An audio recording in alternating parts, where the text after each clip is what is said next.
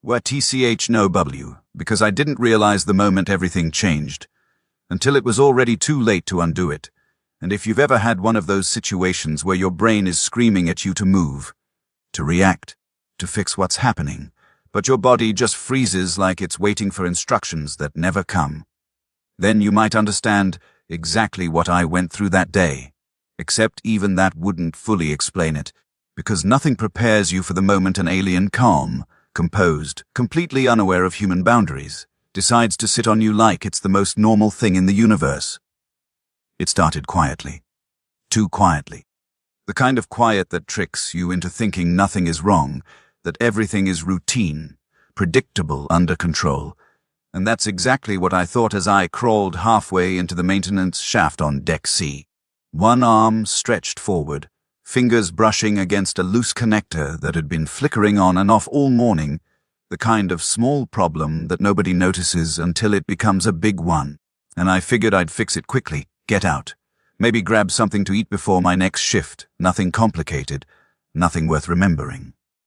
I should have known better, because right before it happened, right before everything went completely off track, there was this feeling subtle, almost invisible, like the air itself had shifted, like something had entered my space without making a sound, and I remember pausing for just a second, my hand still hovering over the panel, a strange tension crawling up my spine, the kind that doesn't make sense until later, when you realize your instincts were trying to warn you. I ignored it.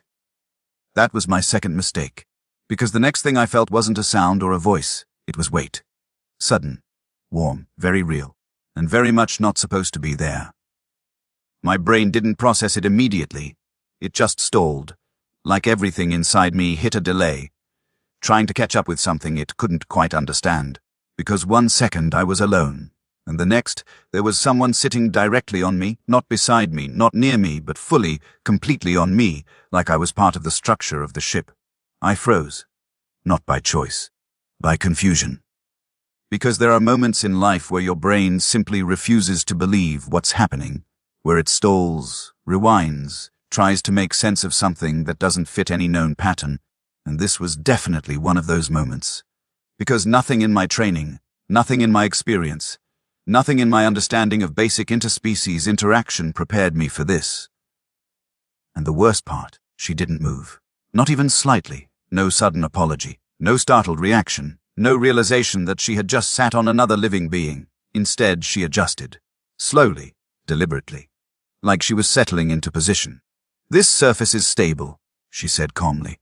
Surface. She called me a surface. For a second, I thought maybe I was still imagining it. Maybe this was some kind of stress-induced hallucination. Maybe I had been working too long without rest, because that explanation made more sense than the reality currently pressing down on me. But then she shifted again, and that's when reality hit. Hard. Excuse me. I managed my voice coming out tighter than I intended, because there are only so many ways you can politely inform someone they are sitting on you without completely losing your composure. She paused, not like someone caught off guard, more like someone analyzing new data. "You are responsive," she observed. I blinked. Of course that's what she noticed, not the situation, not the absurdity of it, just responsiveness. "I'm also under you," I added carefully. She leaned slightly, just enough to bring her closer, her presence more noticeable, more real, more impossible to ignore. "Yes," she said. That was it. No apology, no confusion, just confirmation. And that's when something shifted, not around me, but inside me, because up until that point, I had assumed this was an accident, a misunderstanding that would resolve itself the moment she realized what was happening. But now it was clear that this wasn't accidental at all. She meant to do this. And somehow, that made it worse. Because if this was intentional, then there was a reason, and I wasn't sure I wanted to know what it was. "You are not resisting," she added after a moment. "I'm trying not to panic," I admitted. That seemed to interest her. "You are experiencing heightened internal activity," she said, her tone thoughtful, curious, like she was studying something fascinating instead of something deeply awkward. I exhaled slowly, trying to keep my thoughts from spiraling. "This isn't normal," I said. "For you," she corrected. And just like that, the situation shifted from confusing to dangerous. because that meant for her, this was completely normal. And if this was normal, then what came next wouldn't be an accident either. She leaned closer. Not enough to move off me, just enough to make everything worse. In my species, she said quietly, this position is used to initiate bonding. And there it was. The moment everything changed. Because suddenly, this wasn't just awkward. It wasn't just confusing. It was something else entirely. Something with meaning. Something with consequences. Something I wasn't ready for. That's not what this is, I said quickly. She didn't respond immediately. Instead, she stayed there, completely still, as if waiting, observing, measuring something I couldn't see. Then, after a long pause, she spoke again. But your biological response suggests otherwise. And just like that, I realized this situation was already far more complicated than I thought. And that should have been the moment I fixed it. The moment I laughed it off, explained the misunderstanding, gently asked her to move. Reset the situation before it spiraled into something bigger, something harder to control. But I didn't, because the problem wasn't just what was happening. The problem was how she was looking at me. Not embarrassed, not playful, not even aware that anything unusual was happening. She was focused, calm, curious in a way that didn't feel casual. It felt intentional, like she was observing something important, something worth studying, and somehow, without meaning to, I had become the center of that study. You are not correcting your position, she said after a moment. I'm trying to process what's happening, I replied. That earned a slight tilt of her head. Processing delay acknowledged, she said almost approvingly. Great. Now I was part of her notes. I shifted slightly, testing if I could move without making things worse, but the moment I did, she adjusted too, not to get off, but to maintain the contact, like she was actively preventing the distance. That was new, and not good. Okay, that's not necessary, I said carefully. It is, she replied. No hesitation, no doubt, just certainty. For what? I asked. For accuracy. That word hit differently, because accuracy meant measurement. Measurement meant purpose, and purpose meant this wasn't random. This was a process. A controlled one. You're measuring something, I asked. Yes. What exactly? She didn't answer right away. Instead, she shifted again slowly, deliberately, and I felt it immediately, the subtle change in pressure, in proximity, in everything that my brain was already struggling to keep under control. You are exhibiting adaptive response patterns, she said. That's not an answer, I muttered. It is a developing answer, she corrected. Of course it was. Everything with her was a process. Nothing rushed, nothing wasted. And somehow that made it worse, because the longer this continued, the harder it became to pretend it wasn't happening. You said this was bonding. I pressed, trying to steer the conversation back to something I could understand. She nodded slightly. Yes, so this is normal for you. Yes. And the other person usually just stays there, I asked. If compatibility is present. That word again, compatibility, I swallowed. And if it's not? She paused. For the first time since this started, there was a slight shift in her tone, something quieter, more serious. Then the contact is rejected. Rejected. That word landed hard, because it carried weight, implication, consequence, and suddenly, this wasn't just an awkward misunderstanding anymore. It was something with rules, with outcomes, with meaning that extended beyond this moment. And somehow I hadn't rejected it. Not yet. You haven't given me a chance to reject anything, I said.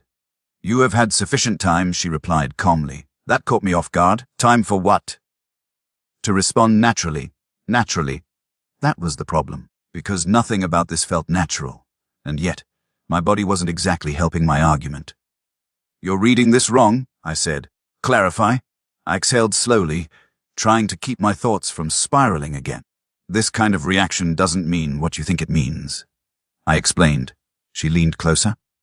Again, every time she did that, it made everything harder to focus, harder to think, harder to keep my voice steady. Then explain its meaning, she said. And there it was again, that impossible request. Because how do you explain human biology to someone who interprets it through an entirely different system? It's complicated, I said. I am capable of processing complexity, she replied. Immediately, I believed her. That was the problem. She wasn't confused. She wasn't overwhelmed. She was adapting, learning. And the more she learned, the closer she got to drawing the wrong conclusion with complete confidence. "It doesn't mean I want this," I said finally. There was a pause, a real one this time. Not analytical, not observational, just still. "You are not disengaging," she said quietly. And just like that, she turned my own argument back on me. Because she was right. Again, I hadn't moved, hadn't pushed her away, hadn't ended the contact. And from her perspective, actions mattered more than words. "I don't want to offend you," I repeated. "Offense is not relevant to bonding," she replied. Of course it wasn't. Why would it be? Different species, different rules, different meanings, same situation. And somehow all of that led to this exact moment where neither of us was technically wrong, and yet everything was going wrong. "You are experiencing internal conflict," she observed. "Yeah," I said under my breath. "That's one way to put it." She shifted again, closer, more aligned, like she was testing something new, something more precise. And that's when I felt it. Not physical. Not exactly. But something in the environment, a faint hum, a subtle vibration running through the structure around us, something that hadn't been there before, something that definitely shouldn't have been activating during a routine maintenance check. I frowned slightly. "Do you hear that?" I asked. She didn't answer immediately. Instead, she looked past me, toward the open maintenance hatch, her expression unchanged, but her focus sharper now, more aware. "Yes," she said. "That's not normal, right?" I added. That single word shifted everything, because up until that moment this had been awkward, confusing, personal. Now it was something else, something external, something bigger. "What is it?" I asked. She didn't respond right away. Instead, she remained completely still for a second, then another, like she was listening, analyzing, calculating something I couldn't see. Then, very slowly, she spoke. "The chamber has recognized the interaction." I blinked. "The what?" "The bonding chamber," she clarified. And just like that, every part of me went still. Because there are words you don't expect to hear while someone is sitting on you, and bonding chamber is definitely one of them. "This isn't a bonding chamber," I said quickly. "This is a maintenance sector." "It was," she corrected. "Was?" That word hit harder than anything else she'd said so far, because it meant something had changed. Something recent. Something I hadn't noticed. "Wait, what do you mean was?" I asked. She shifted slightly again, not away, but closer, as if reinforcing the contact instead of breaking it. "Environmental systems have adapted," she said. Adapted. I didn't like that word. Not here? Not now. "And what does that mean for us?" I asked. There was a brief pause, just long enough to feel dangerous. Then she answered. "It means the process has begun." My stomach dropped. "What process?" She looked directly at me now, her expression calm, steady, completely certain. "The bonding protocol." And right on cue. Somewhere behind us, I heard the door seal shut. The sound of the door sealing shut didn't echo. It ended things. That was the first thing I noticed. No dramatic clang. No warning alarm, just a smooth, final shift in the air pressure, like the room itself had made a decision and quietly committed to it. And for a second, I didn't move, didn't speak, didn't even breathe properly, because my brain was still trying to decide whether what I heard actually meant what I thought it meant. It did.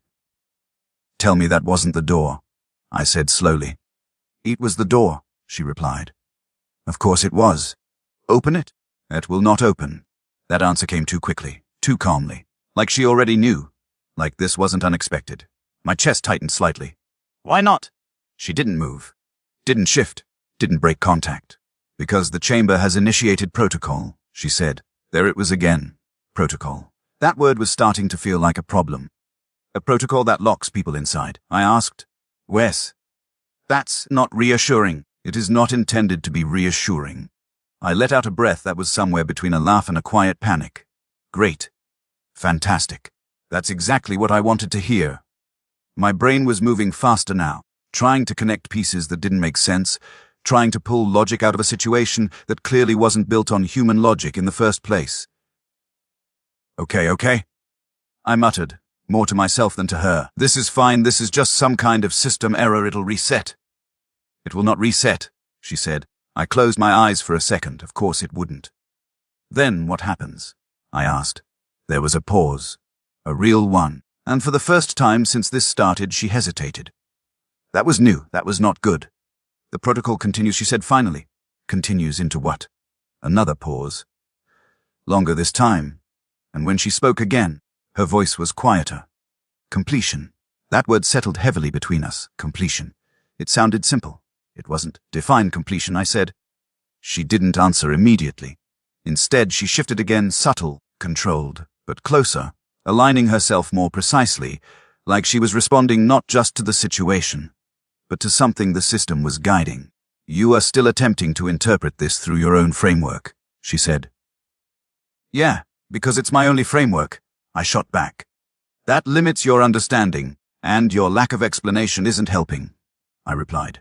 Another pause, but this one felt different, less analytical, more uncertain. This process, she began slowly, is not designed for verbal instruction. That didn't help, at all. So it just happens? I asked. Yes, that's not how humans do things. I am aware. I let out a breath, running a hand through my hair, trying to ground myself, trying to focus on something logical, something I could control. But every time I thought I had a grip on the situation, it slipped again, shifting into something unfamiliar, something unpredictable. This is insane, I muttered. No, she said quietly, it is structured. I looked at her, really looked this time. Because up until now I had been reacting, trying to survive the moment. But now I was starting to notice things, small things, subtle changes in her posture, in her breathing, in the way her focus wasn't just on me anymore, but on something internal, something she wasn't fully controlling either. You're feeling it too, aren't you? I said. That got a reaction, small, but real. I am adapting, she replied. Adapting. Same word as before, but now it sounded different, less clinical, more personal. How many times have you done this? I asked. She didn't answer right away, and that silence told me everything. None, she said. That hit harder than anything else. Wait, what? This is my first direct participation in a bonding protocol, she clarified. I stared at her. You're telling me you've never done this before, and we're locked in here, and the system thinks we're compatible. Yes. That was not comforting. Not even a little. Great. I muttered. So we're both improvising. I am not improvising, she said. Really? Because it feels like improvising? I am following the process. That you've never experienced. That is correct. I let out a short laugh, shaking my head slightly. Yeah, that makes it so much better. She didn't respond to that. Instead, she shifted again. Closer, more aligned. And this time it felt different. Not just physically, but emotionally. The tension wasn't just awkward anymore. It wasn't just confusion. It was something else. Something quieter, heavier. Your internal signals are stabilizing, she said softly. They are not, I replied immediately. They are becoming more consistent, she corrected. I didn't argue, because part of me knew she was right. Not about what she thought it meant, but about the change itself. The panic had dulled. The sharp edge of confusion had softened, and in its place something else was forming. Something I didn't fully understand. That doesn't mean anything, I said.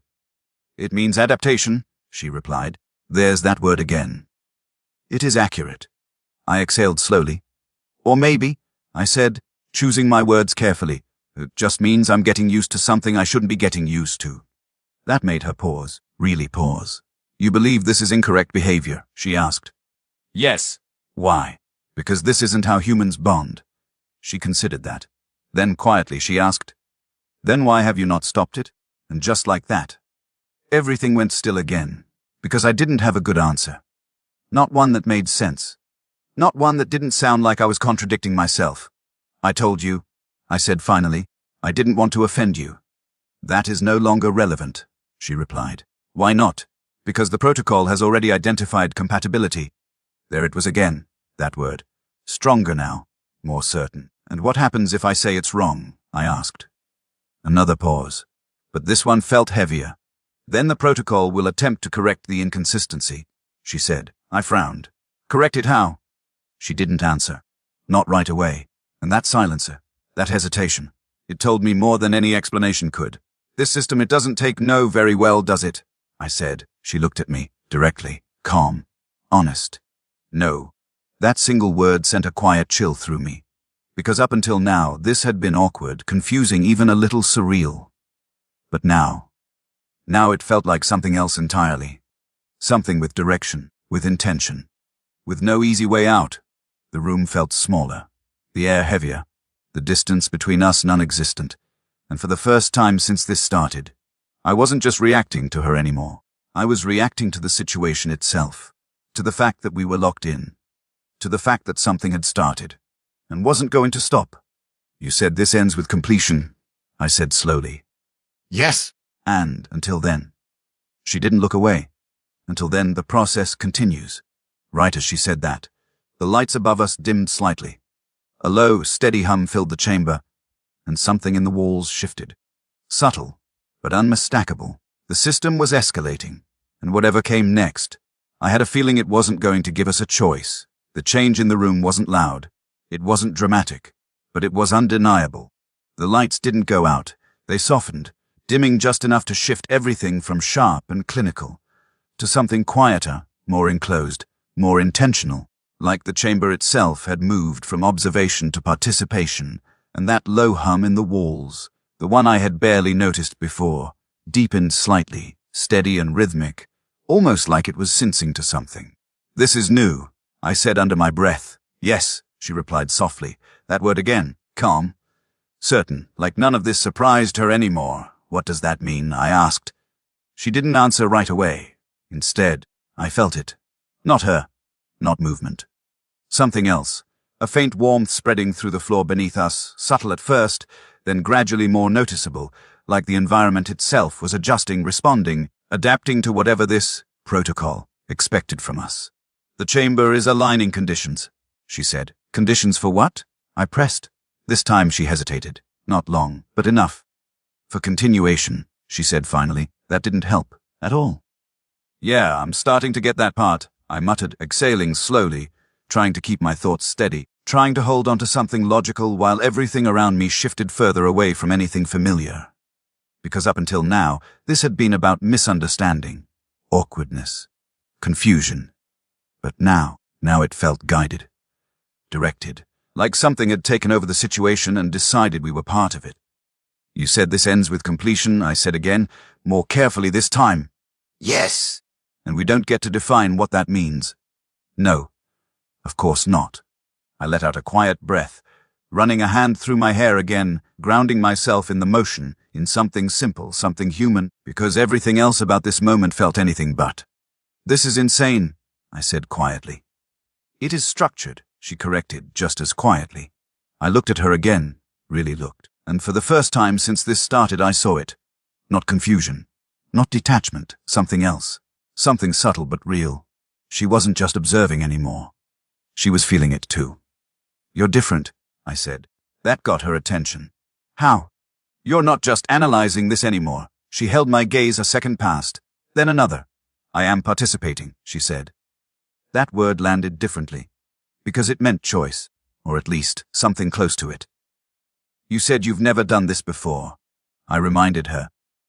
"That is correct." "Then how do you know what you're supposed to do?" She was quiet for a moment, and when she answered, her voice had changed. Softer, less precise. "I do not," she admitted. That honesty shifted something, because suddenly this wasn't just me reacting to something unknown. She was in it too, learning, adapting, just like she said. "So we're both stuck in a system we don't fully understand," I said. "Yes! And it thinks we're compatible!" "Yes!" I let out a slow breath. "Great!" There was a pause. Then, unexpectedly, she moved. Not the small adjustments from before. Not the subtle shifts. Something deliberate. She eased back slightly, not fully away, not breaking the contact completely, but enough to change the dynamic, enough to give space where there hadn't been any before. It was the first time since this started that she had chosen distance, and that mattered. "You are no longer stabilized," she observed. "Yeah," I said, exhaling. Funny how that works. But she didn't move away completely. She stayed close. Close enough that the tension didn't disappear. It just changed. "You said humans define bonding differently," she said after a moment. "Yeah," I replied. "Explain." There it was again, that request, but this time it felt different, less like analysis, more like curiosity. Real curiosity. "It's not just physical," I said slowly, choosing my words carefully. It's emotional, mental, it takes time. Time, she repeated. Yeah. It's not something that just happens because a system says so. She considered that. Really considered it. And yet, she said quietly, you have not rejected this interaction. There it was again, that question, that impossible point. And this time, I didn't answer immediately, because the truth was I didn't fully know why. Maybe it was confusion. Maybe it was the situation. Or maybe it was something else. I don't think it's that simple, I said finally. Clarify. I looked at her, at the way she was watching me now. Not analyzing, not measuring, just waiting. It's not just about stopping something, I said. Sometimes it's about understanding it first. That seemed to land. She didn't respond right away. But I could see it. That same shift I had felt earlier. The one that turned observation into something more. Then we are still in process, she said softly. I let out a quiet breath. Yeah, I guess we are. The hum in the room softened slightly. The warmth steadied. Not gone, not escalating. Just holding, like the system had adjusted again. Not pushing, not forcing. Just waiting. Is that normal? I asked. She looked around briefly. Then back at me, no. That should have worried me. But somehow, it didn't. Because for the first time since this started, it didn't feel like the system was in control anymore. Not entirely. You said it ends with completion, I said. Yes. And what if we don't reach that? She paused. Then, quietly, then the system will attempt to guide us again. I nodded slowly. Figures. Another moment passed, quiet. Not awkward this time. Just still. You said this interaction was not unpleasant, she said suddenly. I blinked. You remember that? Yes. I hesitated. Because answering that felt like stepping into something new. Something uncertain. Something I wasn't sure I was ready to define. But I didn't say it was unpleasant either. I admitted that changed something. Subtle, but real. Her posture shifted slightly. Not closer. Not further. Just different. We may need to continue, she said. There it was. Not a command. Not a system prompt. A suggestion. And somehow, that made it more dangerous. I let out a slow breath. You really don't do things halfway, do you? No. Of course not. I shook my head slightly, a quiet laugh escaping despite everything. Yeah, I'm starting to notice that. She stepped closer again. Not like before. Not controlled by the system. This time, it felt intentional. We will proceed with your framework, she said. That caught me off guard. My framework? Yes. I studied her for a second. You're adapting? Yes. I nodded slowly. Yeah, I guess you are. Another pause, another shift in the air. But this time, it didn't feel like pressure. It felt like possibility. And that was somehow even more dangerous. Because now, this wasn't just a misunderstanding. It wasn't just a protocol. It was something else. Something neither of us fully understood yet, but were both willing to explore. And as the chamber remained sealed, and the system stayed quiet, I realized something that probably should have worried me more than it did. This wasn't the end of the process. Not even close. If anything, this was just the part where it started to matter. And next time, it wouldn't be an accident.